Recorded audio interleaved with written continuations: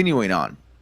Okay. One of the big things, the topics of today that came in is that we all know that there's been a war been happening in Gaza, that there's been a major conflict between Israel and Gaza ever since October 7th, and really stemming way beyond even before that. But there's been some recent developments that have come out that Donald Trump and his negotiator, Steve Whitcoff, has then been trying to negotiate a hostage deal and Israel.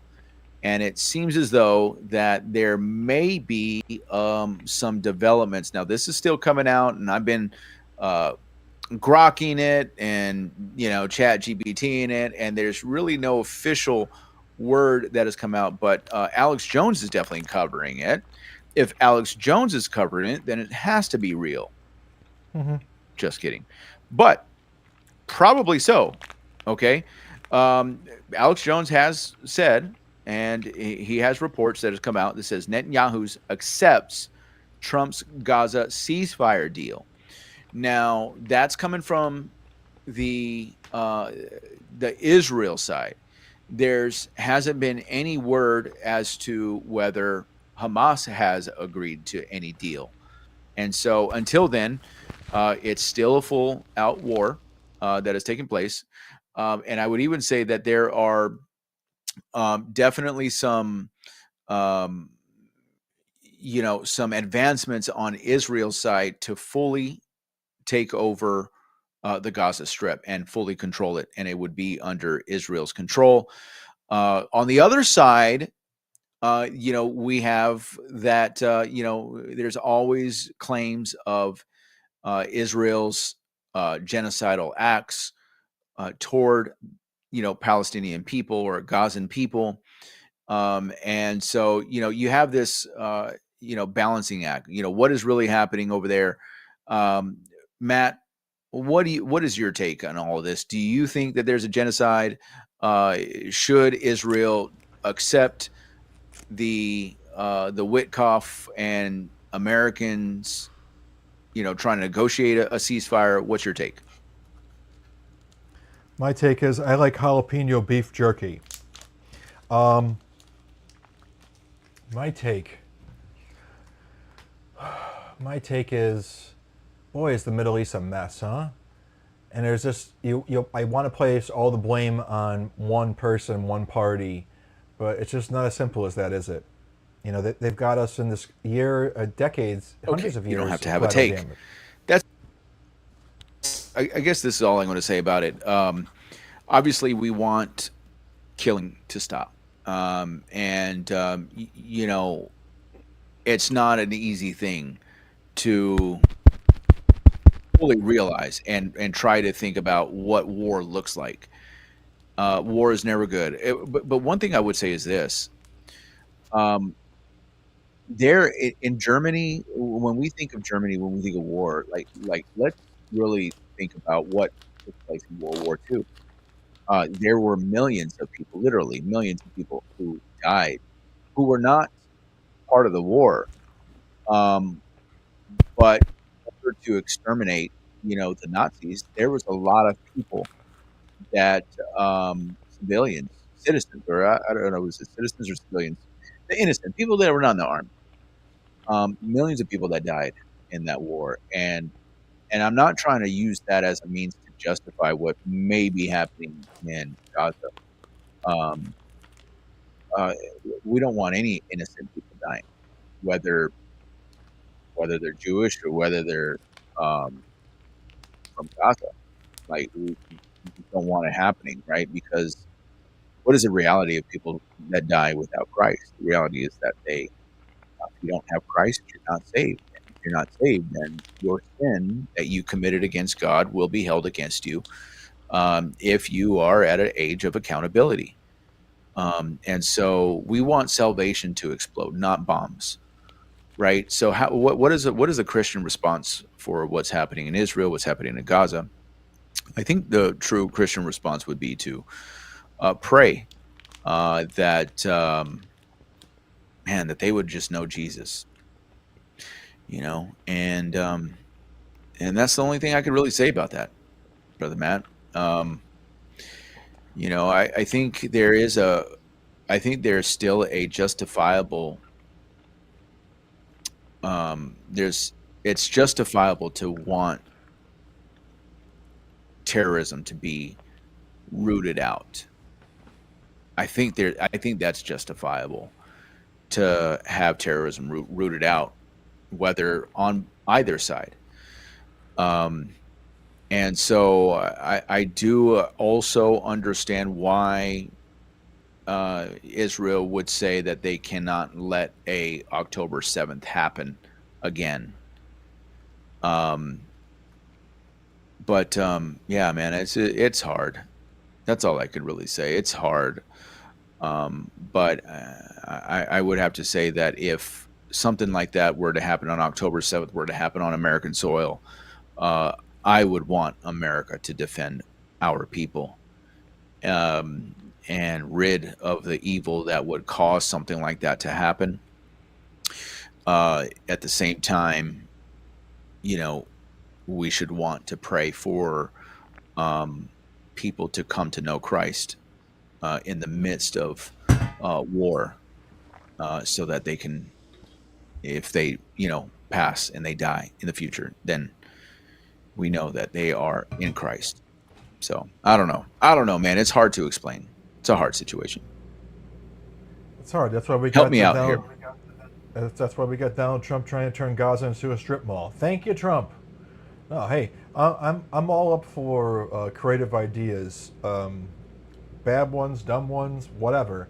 All I know is that if my book that I follow, my God that I follow, told me to go kill, the hunt down, destroy, and make my religion number one on the entire earth, not peacefully, regardless of how many people didn't follow my book, there would always be someone who did. And these extremist sects, um, I don't care whether 90% of your religion doesn't believe in that. It's written in your book, okay? And these extremist sects are never going to go away. Um, you know, if you compare that into Judaism, the Old Testament, as much as I've read it, I don't read that in the Old Testament. Now, I do hear that in the oral traditions. I do hear that in some demonic rabbis, but I don't see it in the written law of the prophets.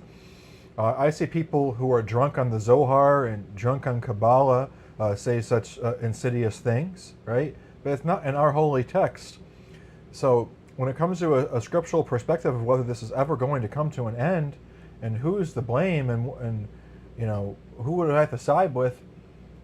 It's one book versus another book is what it comes down to, right? And the book that I side with is, of course, Christianity, and New Testament, and the Old Testament, the Law of the Prophets. There's nothing that I read inside there that gives Jews explicit commandments to kill and to persecute, right? So, how do we expose Satan? We have to. One way we're going to solve this problem is by is Jesus Christ, and exposing Satan is half the battle, And unfortunately, to expose Satan in this regard, we have to demonstrate that a whole group of people have been influenced by a book which is demonic and satanic, and that seems like impossible. Even though there's good people, even though we're trying to be reasonable as well, and pulling our heartstrings and not be dogmatic, So do I even believe any? Look at this Middle East peace situation. Trump accepts Trump as a spokesperson of Christianity. Supposedly, I believe he is, and he has made peace with the entire Middle East as much as I possibly can, compared to a presidency before us that tries to hide it if they're not even demonic themselves, right? And we got nothing but chaos. So I hope God has something special in store for us in our lifetime. Where we can see peace in Jerusalem, and I hope that he humbles the Jewish people to make concessions, even knowing that their enemy is never going to go away. Our mutual enemy is never going to disappear. Satan himself and those people that have got their nose in the parts of that book that encourages them into a holy jihad. that causes them to fight for a piece of land which is ours. It's mine. It's Christianity's. You have no rights to anything whatsoever. But the world of nation states and flag planting is a complicated world of politics.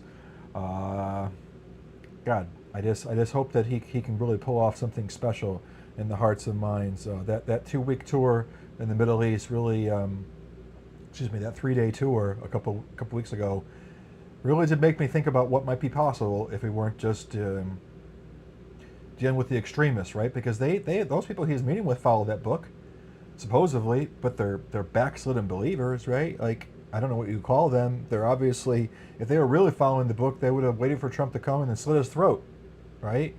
So I guess they're not really Yeah. really following the book, are they? They're like Christians that endure, LGBTQ community or something. So I don't know. All I know is that when we're loving and we're forgiving, we're following our book. When we're peacekeepers, we're following our book. I can't say that same thing about them. Well, I do think obviously there, what we do wait for, ultimately, I think in our hearts of hearts, we are waiting for our Messiah to come back, the Messiah to come back, our Messiah to come back, right? And we know there will be true peace at that point. But even then, it's not even going to be without the Messiah waging war. And that's just something that is also going to happen too. I mean, and that'll be a just war. We know then it'll be a just war, because God is just. But we'll see what happens. Obviously, we do. I would want peace in Jerusalem, in Israel, between all men. Whatever peace may get established in Israel between Hamas or the people of Palestine, Gaza. I really don't like calling it Palestine, but whatever peace we do see, if there is, we know that it'll only be temporary. I know Donald Trump is wanting to be known as a man of peace or a president of peace, and that while that's great, I think that's a good thing. I think that he can also be blinded by just wanting to be known as such. I think that sometimes his judgment is being skewed within that, and that he can be looking too much into that, and rather than looking at what is the right way to deal with people like, let's say, a Hamas or an Iran, rather than saying, hey, I'm going to make a peace deal out with it. You know what I mean?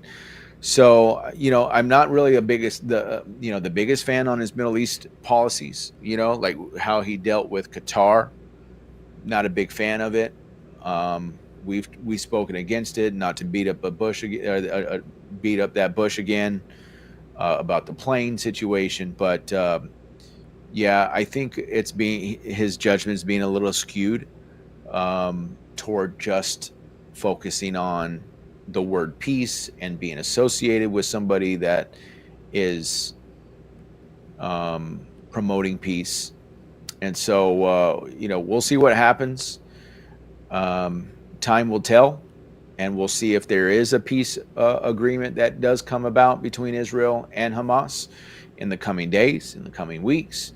And we'll see what the reports, if they were true, if Bibi Netanyahu does agree to a ceasefire deal for the hostages in the coming days, or whether it falls through and it doesn't happen.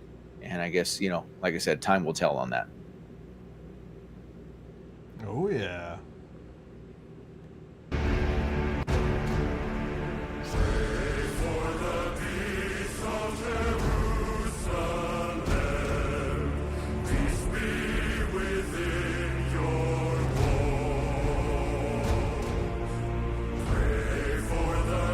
What is this, Matt? Just one of the soundtracks that I like. This was at the Holy Land Experience in Orlando, Florida, before it closed. They had all these wonderful theatrical productions live, like Broadway-style shows over there. Like Sight and Sound, sort of. Only this was like the off Broadway version of it, not quite as good. Um, and this is one of my favorite soundtracks that was from this musical, David, King of Jerusalem. That actually sounded kind of cool, though. I kind of liked it. Am I not? I'm not able to share my screen on this one, right? We're not set up for that. No, you are. You just have to press that second link. I sent you two links in the chat room. One was the Oh vMix yeah. call, and underneath it, you just Oh got to do yeah. that properly, and then it comes right in. Oh okay. Yeah. Let me share So my screen here. while you're I don't doing know. that.